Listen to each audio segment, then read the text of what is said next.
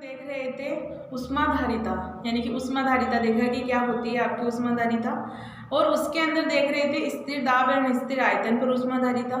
जो अपने को प्राप्त हुआ था लास्ट, यानी कि उस स्थिर आयतन पर ऊष्माधारिता क्या थी और स्थिर दाब पे ऊष्माधारिता क्या प्राप्त हुई थी। तो जो अपने पास वैल्यू प्राप्त हुई थी वो थी CV बराबर del E, delta E upon delta T at constant volume, ये आई थी।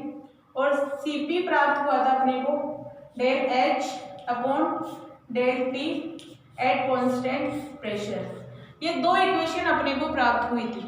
अब इन दो इक्वेशन से अपन क्या करेंगे, इन दोनों का रिलेशन देखेंगे, यानी कि Cp एंड Cv के अंदर रिलेशन देखा जाता है। जो इंपॉर्टेंट है आपके हमेशा एग्जाम में पूछा भी जाता है कि Cp एंड Cv में रिलेशन बताइए, यानी कि संबंध बताइए। तो क्या करेंगे, इनको एक दूसरे से घटा देंगे। अगर अपने को इससे 1 मानते हैं, इसे 2 माने, तो समीकरण 2 में से 1 घटाना अपने को, तो क्या हो जाएगा अपने पास Cp माइनस Cv बराबर del H upon del T at constant pressure minus del E upon del T at constant volume. ये प्राप्त हुई अपने को। अब क्या करेंगे अपन डेल H की, यानी कि जो अपने पास जब अपन फर्स्ट लॉ देख रहे थे थर्मोडायनेमिक्स तक, तो एक इक्वेशन आई थी अपने पास डेल H बराबर डेल E प्लस PV, है ना।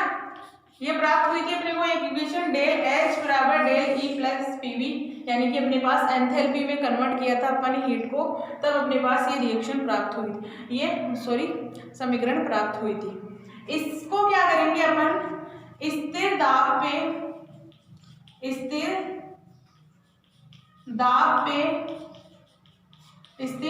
पर ताप के सापेक्ष अवकलन करेंगे, यानी कि टेम्परेचर के सापेक्ष अवकलन करने पर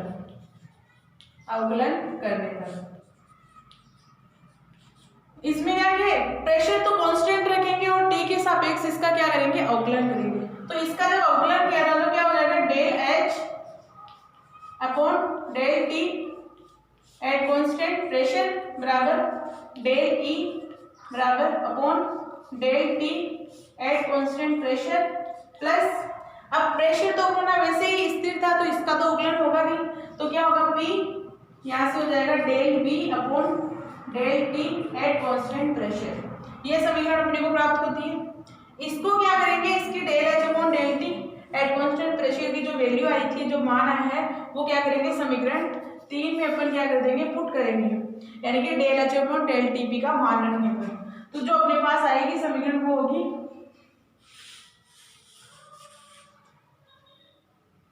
Cp माइनस Cv बराबर del H upon del Tp का मान रखेंगे del E upon del T at constant pressure plus P del V upon del Tp हो गया एट कांस्टेंट प्रेशर, माइनस यहाँ से होगा del E upon del T at constant volume. Okay, ये अपने को इक्वेशन प्राप्त होती है। अगर अपन माने कि अपनी एनर्जी किन फलनों पर निर्भर कर रही है, आपके वॉल्यूम एंड टेम्परेचर पर। अगर एनर्जी किस पर निर्भर करे, आपके टेम्परेचर और वॉल्यूम पर, तो क्या होगा, अब इसका अपन क्या करेंगे, डेरिवेटिव करेंगे। तो डेरिवेटिव करेंगे तो क्या होगा डेल E बराबर del E upon del V at constant temperature del V, ये होगा plus del E upon del T at constant volume, और यहाँ से हो जाएगा डेल T। इस तरीके से अपने पास इसका डेरिवेटिव होता है ना। अब क्या करेंगे, अपने पास इनमें दोनों तरफ डेल T का भाग लगाएंगे, दोनों तरफ डेल T का भाग लगाने पर इस समीकरण में दोनों तरफ अपने को क्या करना होगा, डेल T का भाग लगाना होगा। तो क्या आएगा अपने पास del E upon del T at constant क्या है अपने पास, वैसे भी प्रेशर है,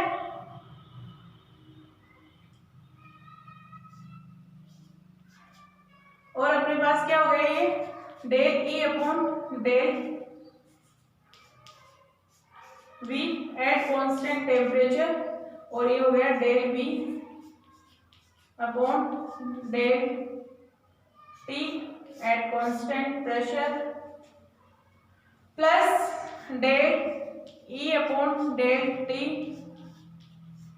एट कांस्टेंट वॉल्यूम, ये हो गया del T upon del T at constant pressure है। तो दोनों यहाँ से तो क्या हो गया, वन प्राप्त हो गया, तो ये तो हो गए अपने पास कैंसिल आउट। बची क्या अपने पास equation, del E upon del T at constant pressure बराबर del E upon del V T del V upon del T at constant pressure plus यहाँ से वन हो गया था ये, तो ये हो गई अपने पास del E upon del T at constant volume. अपने पास जो वैल्यू आती है del E upon del T P की अपने पास यानी कि प्रेशर की, तो अपने पास इसमें क्या होगा, अपने को वैल्यू पुट करनी होगी।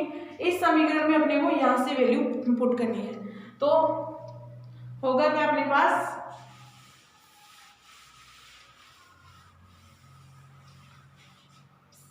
Cp माइनस सीवी बराबर यहाँ से वैल्यू लिखते हैं del E upon del V at constant temperature del V upon del T at constant pressure plus del E upon del T at constant volume plus P, थोड़ा सा मिटा देती हूँ इसे यहाँ से, पी यानी कि यहाँ से पी प्राप्त हुआ, ये P del V upon del T at constant volume pressure, इसे डेल या इस तरीके से भी लिख सकते हो, डेल्टा भी लिख सकते हो, तो ये लोग वापस से सही कर देती हूँ मैं। और क्या होगा यहाँ से del E upon del T at constant volume, ये प्राप्त होती है अपने को ओवरऑल रिएक्शन। ओके, इसमें क्या होगा, आपके पास क्या है, यानी कि यहाँ क्या है, माइनस है del E upon del T del E upon del T, तो यहाँ से क्या होगा, ये तो कैंसिल आउट हो जाएगा, यानी कि ये स्टेप आपका कैंसिल हो जाएगा। अब अपने पास इन दोनों में से कॉमन क्या है, ये कॉमन है, तो यहाँ से अपन कॉमन ले सकते हैं del V upon del T at constant pressure, common ले लिया, बचा क्या अपने पास प्लस, दोनों में से कॉमन लिया तो क्या हुआ अपने पास, अब del E upon del V at constant temperature plus P, ये अपने को प्राप्त होता है, इक्वेशन ये प्राप्त होती है अपने को Cp माइनस Cv की ये इक्वेशन प्राप्त होती है। यही इक्वेशन क्या है आपके Cp एंड Cv के अंदर रिलेशन होता है, यानी कि Cp एंड Cv का संबंध यही होती है आपकी कि क्या है, Cp एंड Cv का संबंध होता है del V upon del T at constant pressure del E upon del V at constant temperature plus P, ये अपना क्या है Cp एंड Cv के अंदर संबंध। ये है रिएक्शन या ये आपकी समीकरण होती है, वो कहाँ कहाँ लागू होती है, वो होती है आपके एक तो ठोसों के लिए, गैसों के लिए और एक द्रवों के लिए। तीनों के लिए ये क्या होती है, एप्लीकेबल होती है, सॉलिड के लिए, गैसेस के लिए एंड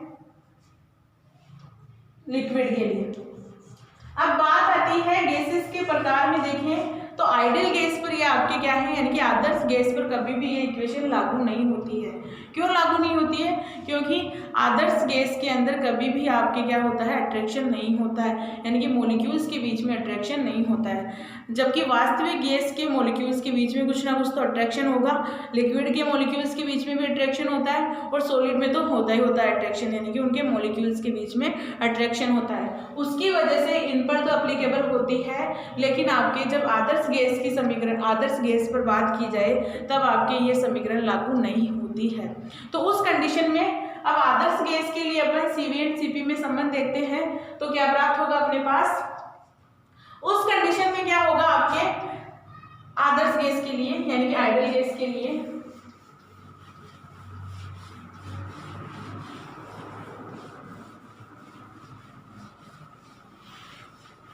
ये काम में आने वाले होते, क्यों, क्योंकि अपने पास जो इक्वेशन प्राप्त हुई है वो है ये आपके Cp minus Cv del E upon del V upon del T P at constant pressure del E upon del V at constant temperature plus P, ये इक्वेशन प्राप्त होती है।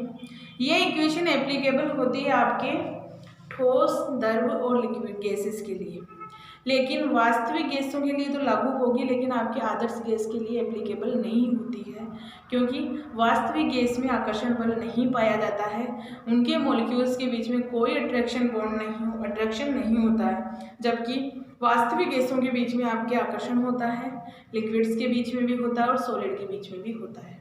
तो ये उनके लिए तो लागू हो गई, लेकिन अपने को आदर्श गैस के लिए भी अगर अप्लाई करना है, क्योंकि जो भी इक्वेशन आती है वो किन किन के बीच में, यानी कि वास्तविक गैसों के लिए भी एप्लीकेबल हो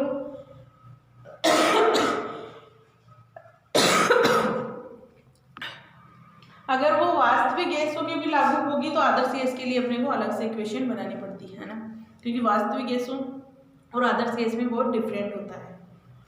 तो अब इस इक्वेशन को किस तरीके से लिखा जा सकता है, Cp माइनस Cv बराबर del V upon del T at constant pressure P plus del E upon del V at constant temperature लिखा जा सकता है ना।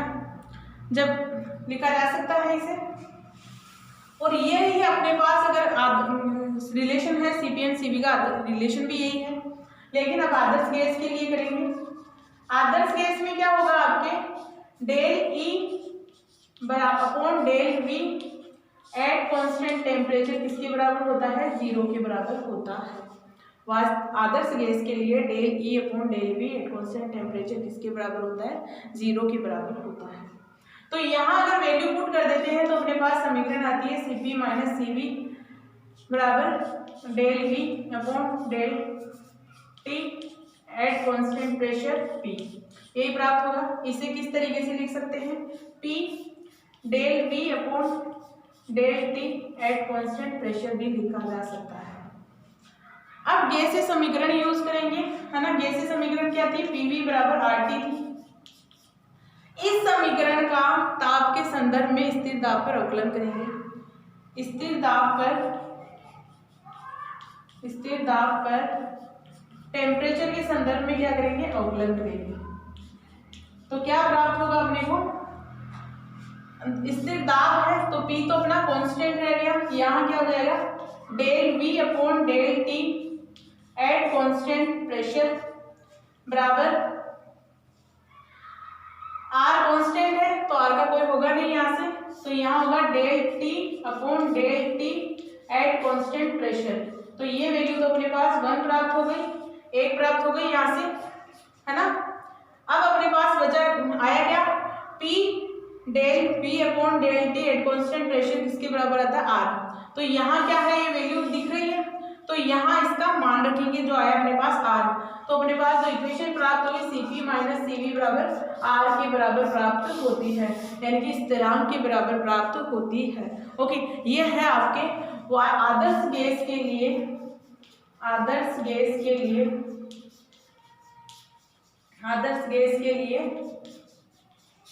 Cp एंड Cv में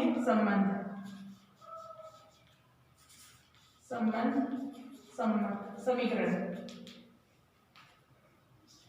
ओके, 2 समीकरण प्राप्त होती है, ये आपके होती है आदर्श गैस के लिए, जबकि ये किन किन के लिए एप्लीकेबल होती है आपके,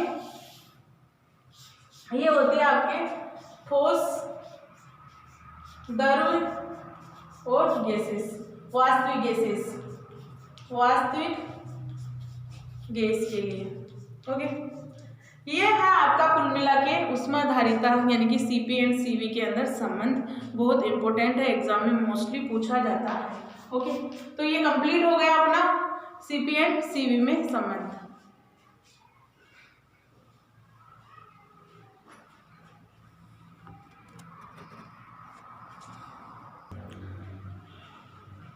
अब अपन जो नेक्स्ट क्लास में देखेंगे वो है